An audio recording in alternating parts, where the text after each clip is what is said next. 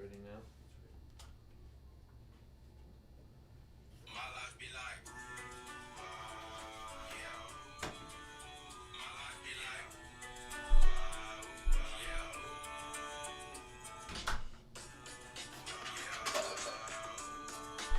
my life be like, my life be like. All right, intro song, amazing. So today at Wayfinder, we're gonna be talking about Code Red. Code Red. What's Code Red to you, Mike? Code Red. Red Alert. What do you think of? You were Navy guys, so when you hear Code Red, what's flashing in your mind? What images flash through your mind? Well, before Navy, it takes me to one of my favorite video games is Command and Conquer, and they had a version of it called Red Alert, and so that's the first image that gets evoked. But in the military, to my recollection, in the places where I was stationed and the things I did, Code Red wasn't really a thing, but it has some parallels to some real world things that I experienced of, we would have different, I think they were called force conditions, or force con.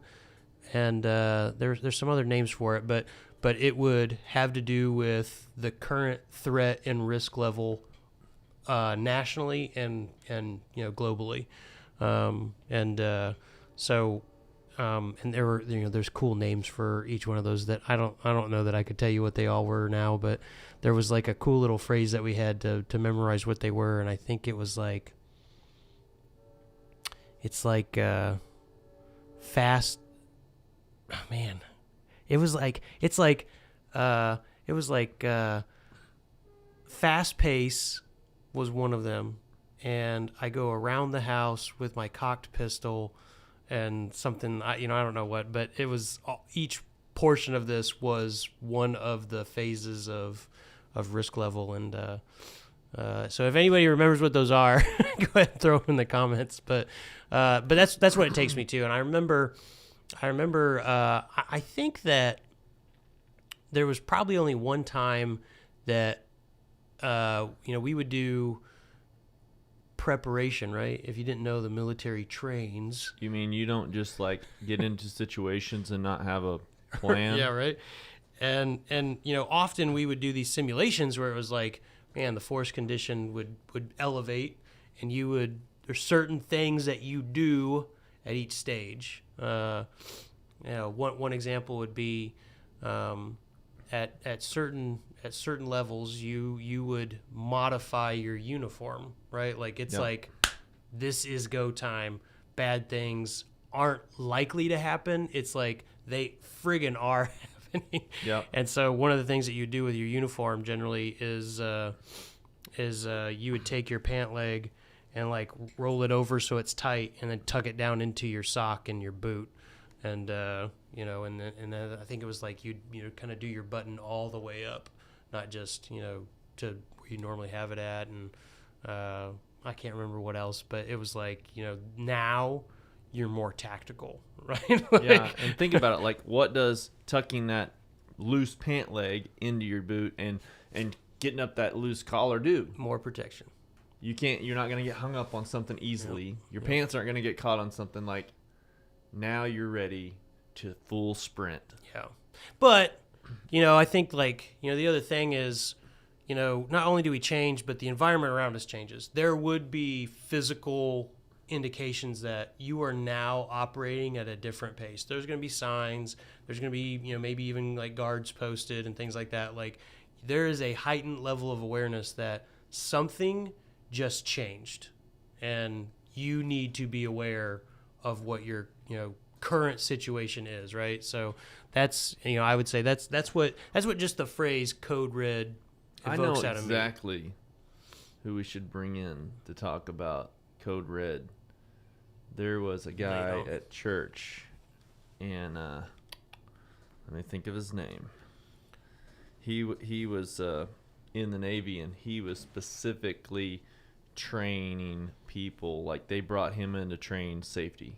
they brought him in for like basically the code red on the ship. Like if all hell's breaking loose, he would train them. Guy. This was the guy, and they would take him from ship to ship to ship, and you would have no idea that that's what he did. But I'm gonna try to pull his name up real quick because it's Lynn Sanders. Lynn Sanders. And Lynn, while we're live, I'm gonna share you his contact so we can get a hold of him.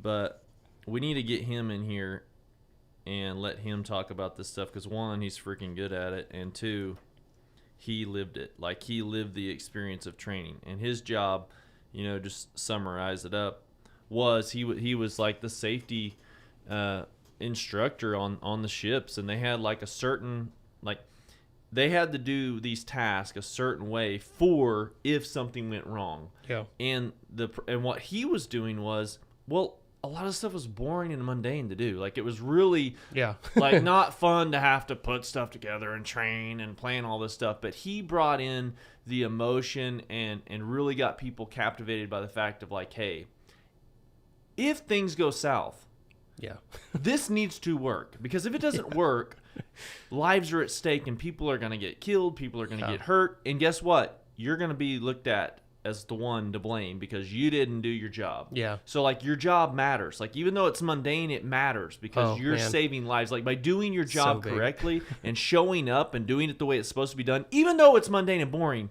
knowing that there's a purpose behind it, now I want you to do it a little differently, because now I want you to realize that like even though you can't see the effect, trust me, if there's an emergency, people will feel it because it means they're not going to die.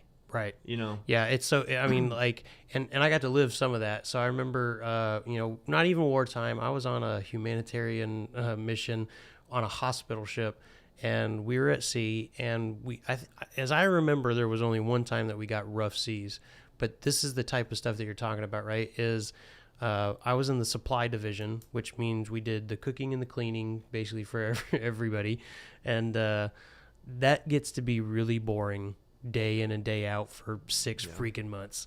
And one of the things that we would get harped on all the time is when we would collect trash, we had these massive, like, I think they were 6 foot. They may have been bigger than 6 foot, 6 foot by 6 foot boxes that were probably about 6 foot. Well, no, they're probably like 4 or 5 foot tall. And you had to put them on a pallet and then use a pallet jack to, get them around. And it was so imperative that when you were done moving it, right, like lower the pallet jack. And often we would not do that because when it was time to like go grab it again, it's so much easier if it was like already just a little, free, because you could like grab and do one more crank as you grab and go, rather than like, let me sit here, crank a little bit, and then I can move. And, but when you hit rough seas and those pallet jacks aren't secured the way that they're supposed to be because you're in the routine of doing it the right way, not the convenient way, but the right way, like, when a ship gets to rocking rough and you've got stuff that's unsecured, dude, like no one got hurt, not bad, but nobody died. Yeah, right. Yeah, nobody died. But I mean, watching a 6 foot by 6 foot box that's about 4 foot tall on a pallet jack full of all kinds of different garbage that's going to weigh, you have no idea. I mean, it could be all paper, but that's a lot of paper. It could be metal and, could be anything unknown. like this thing's going to come flying at you. And, it evokes the movie Dodgeball, right? Like if you can dodge a pallet rack, you can dodge a ball. Like, you don't want to know what it's like to have to dodge a 6 foot by 6 foot box. Like, you got to be prepared, and you need to know how to appropriately respond and be trained to do that. The other thing this kind of makes me think of as in terms of Code Red is, we harp on this, I think, a lot, and it's because it's important, is patterns and routine. And one of the jobs that I've had in the past had to do with an administrative evaluation for people for national security clearances. And in that process, they approach an individual with a whole person concept. And over time, so you have an initial evaluation, you fill Yep. out some stuff, you get some interviews, and over time, once you are past that initial spot, like if you and I both work together, we're supposed to basically keep an eye on each other for what they would call indicators. And I was just reading a book, man, who was it by? I don't know, but they were talking about. It was Deliberate Discomfort by Jason Van Camp. It's I don't know why I couldn't think of that. Yeah. He talks about building trust, within an organization, but also just within yourself and whatnot. And he talked about, outside of indicators, there are certain things, tolerance levels that you can have with people that it's like, hey, I know this person's kind of let me down before, but it wasn't that big of a deal, and it was only one time, so that's that's okay. And then there's habitual big stuff that people will do to you.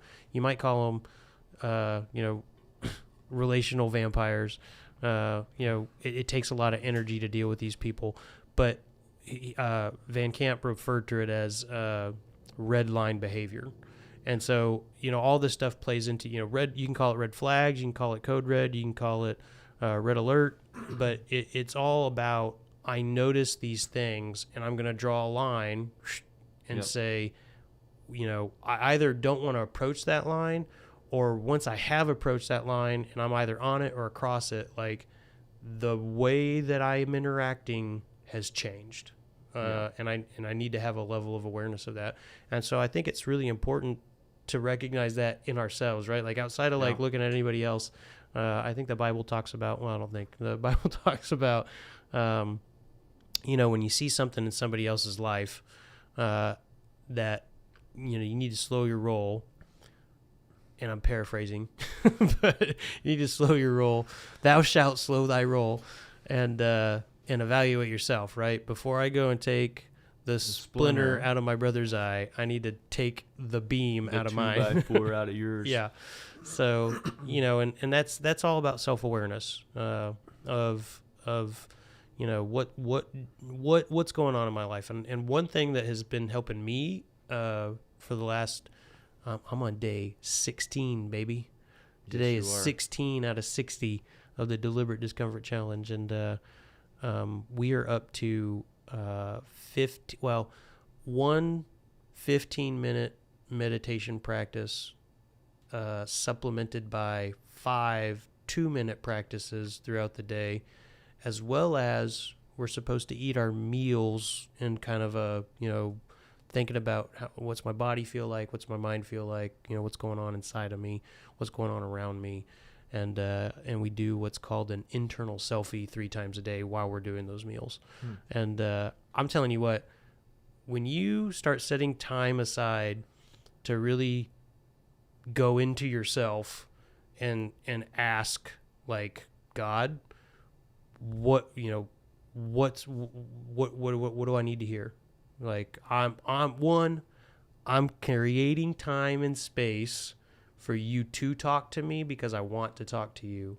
And now that I'm in that moment, that dedicated time, I've got a couple of very specific, questions and things that, help focus. And, one of which is, is there anything that is between me and another person?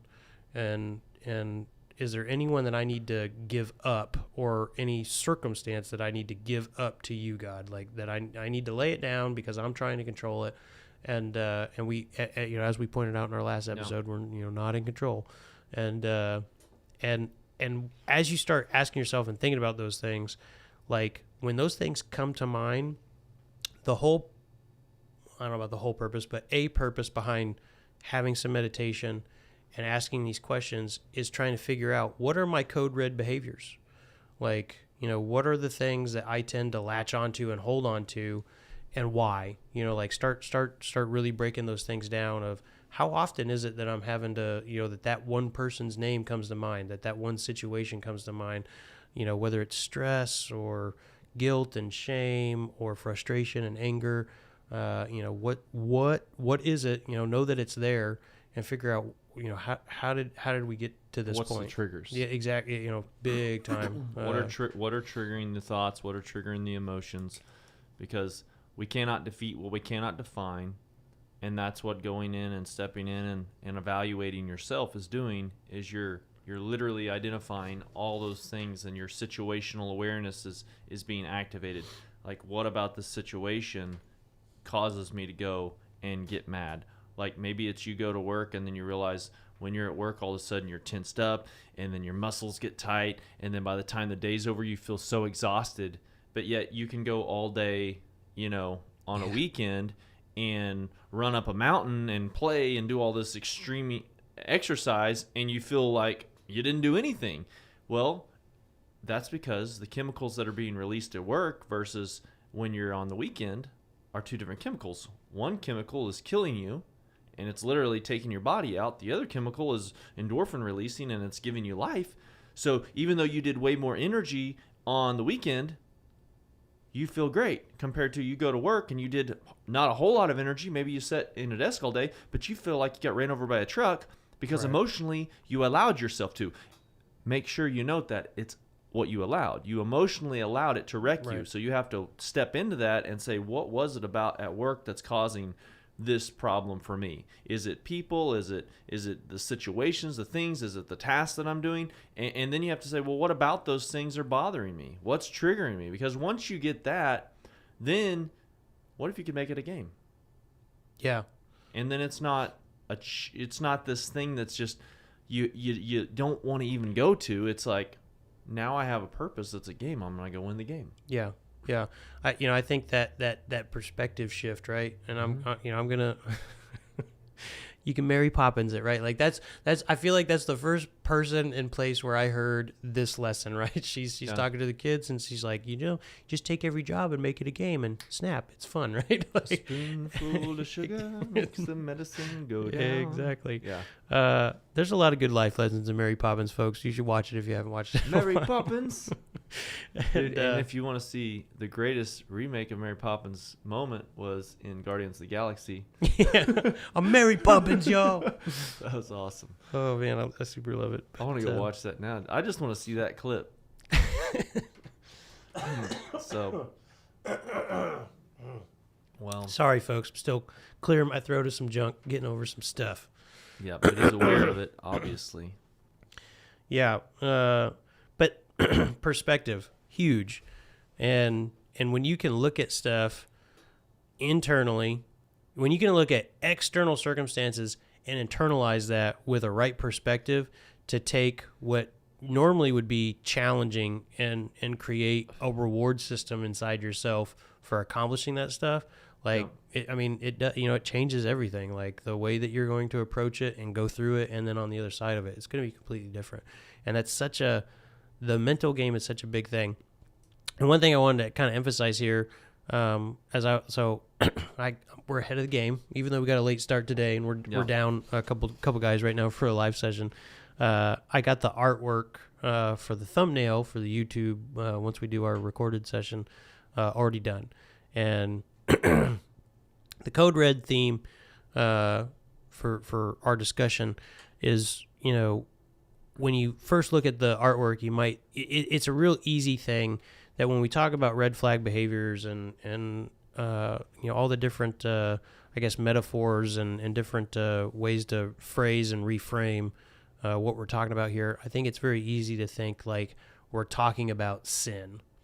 And I got a phone call last night while I was running from Rob, and we started talking about this, that Code Red is not just sin. Sin's in there, the things that we do wrong in our lives that can weigh us down, and the things that so easily beset us. Like, yes, that's definitely a component of that. And in sin, there is a component where, we live in a spiritual world, and there is outside influence on the things and challenges that come into our lives. But the mentality of, well, that can turn into the devil made me do it kind of a thing. And, we're constantly only at war and only challenged by this thing called sin and this thing called the devil and his demons. And the reality is there are a lot of things that we do in our own self, like the Bible would call it your flesh or the old man, that it's like, it's sin. And I wouldn't say that, the devil and demons are completely removed from it, but there's a huge level of responsibility on us for the things that we try to do on our own strength. And it's like, one of the things that Rob and I were talking about is how important to realize when we're doing things in our own strength, and that we don't need to only be focused on sin behavior and sin from a code red, and this is bad, bad situation for me to be in, or bad behavior for me to be, exuding, and why do I do this, and asking repentance. But a lot of it can just be, unsinful, self-motivated, unhealthy behavior that isn't necessarily wrong, but it's not good for you. I remember I had a conversation. We used to, when I was a teenager, I used to go over to my brother's girlfriend's house, who is now his wife, and we would all end up having these late night conversations in the kitchen. Yeah. And one night we were sitting around, and I don't remember what it was we were talking about, but we were talking about decision making basically. And my sister-in-law said something that I will absolutely never forget, is that some things that we think about when it's a choice have nothing to do with right or wrong. Not really. But it has a lot to do with what's better and best for me. And because sometimes you look at a decision and it's like, there's not maybe even necessarily like a wrong decision here. I could do either one of these things and it'll be okay. But which one's going to benefit me the most? Which one's going to challenge me the most? What's going to grow me the most? And to be moving towards that. Craig Rochelle says often, we're moving in the direction of our strongest thought. Our thoughts become our words become our actions become our destiny. And so that's so powerful to think about and know that that's what we're called to be, right?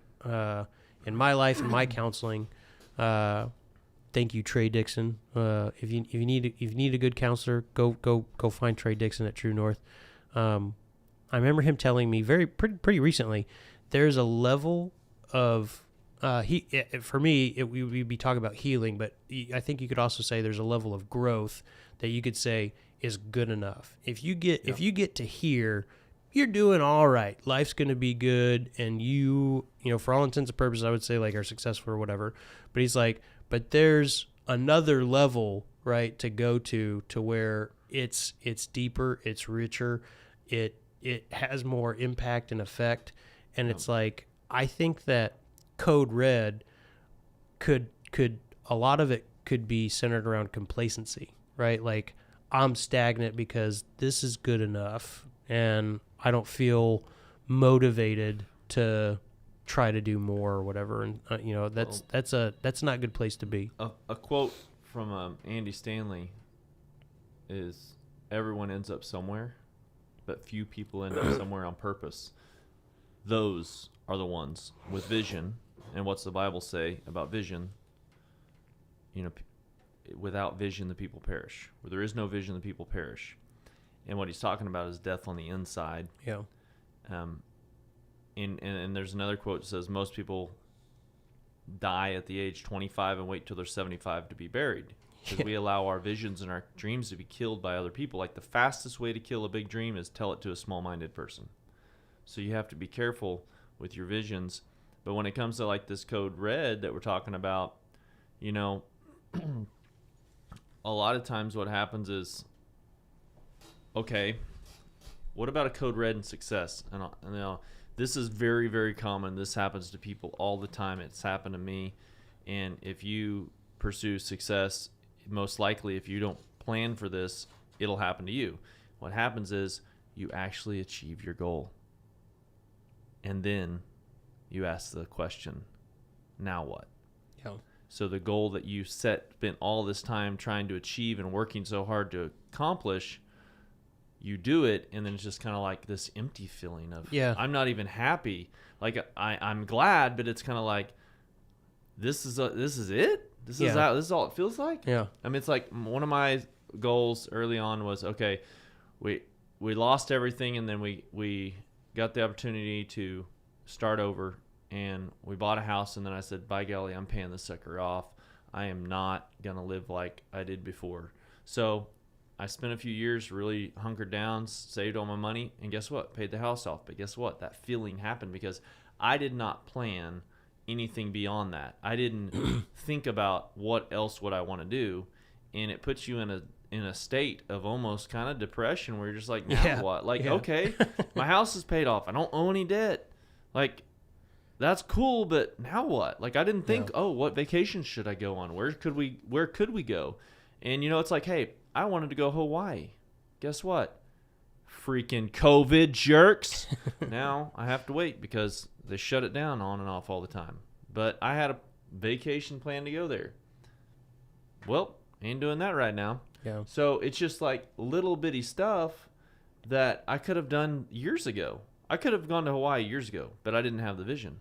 I didn't think about it. I could have done a lot of things. And boom, then that's huge. Like, it's so funny that you're talking about this. So I just finished reading a book that O'Brien had suggested. It's called Chop Wood, Carry Water, and in one of the last chapters, the guy talked about how goals really cut the legs out from underneath people when that's the motivation, because you can blame your complacency on the goal of, well, I accomplished it. Like, I'm done, right? Like, I can veg out now. I don't have to have the restrictive diet. I don't have to maintain the routine. I don't have to be as, financially disciplined, blah, blah, blah. Like, I did the thing that I was trying to do. And his emphasis was, people don't need goal. It's not that goals are always bad, but when that's the only thing that you're moving towards, like, it's not enough to keep going. And the emphasis was, there's got to be a vision. There has to be a mission. Like, that's a much deeper pursuit. Like, a goal is, kind of this bench line, right? Like, I'm going to get to this level. Once I get to that level, if I don't have a vision and a mission that goal is a part of, like, I will get to that and I will stop and linger for a while, right? Because it's like, you probably eventually come up with another thing, and you move the marker forward again, but motivation that is driven with vision and purpose, that's perpetual. Keeps on going. Yeah. And John Maxwell talks about this really, really cool because, if you don't know who John Maxwell is, he started out as a pastor, and then he started writing these books for leadership because he saw, hey, there's a lot of leadership in churches that need help. Well, just so happens that his leadership books were getting consumed not by the churches, but by other actual real-life businesses because it was really good stuff.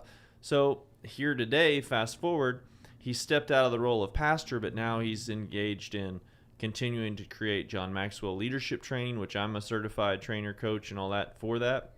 And he's training up leaders all over the world in business with this concept. And one of the things, because he's up maybe in his 70s, and he said, hey, don't give yourself a finish line. He said, I'll tell you why. He said, because once you cross it, you're finished. Yeah. So that's kind of like setting the goal without anything beyond it, because when you reach the goal, you're done. It's over, because you don't, and it goes back into code red. Like, if we're going to put this in code red lingo, I'd say, don't wait to accomplish the goal to figure out now what's next. That'll put you in a bad spot. You need to figure out now what's next. Like, at least, I would say at least when you're like halfway to 3/4 done, you need to start figuring out what's next, or have a big vision, like you're saying, that's captivating where that goal's taking you to. Because another thing John had said was, he used to say, it's like kids in a car. How long till we get there? How long till we get there? How long till we get there? He said, I quit asking that. Now I say, how far can I go? How far can I go? how far can I go? And if you want to go fast, go alone. If you want to go far, go together. Yeah, that's huge. Well, I think that's I think we got some good dialogue there, and we're gonna jump to the recorded side of this. And we appreciate anybody who's joined us for this. If you guys ever have any comments and questions, hit us up. We're trying to have the stream session done in such a way that we could interact with you. And if you had some thoughts on either, what we've talked about in the past with Vantage Point,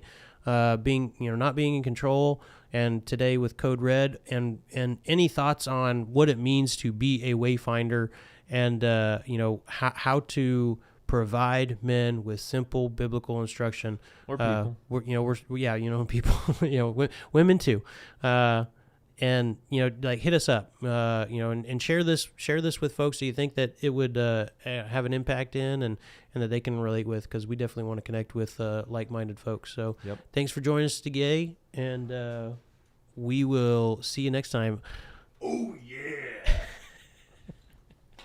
Perfect. That's awesome. All right. I got to get a quick button to hit the end. So where's your little keypad? I'm working on the keypad. The keypad's cool. Maybe we should put you a wireless one right next to the light switch. You need to hey, why don't you set the button into your little device just so you can press it for fun?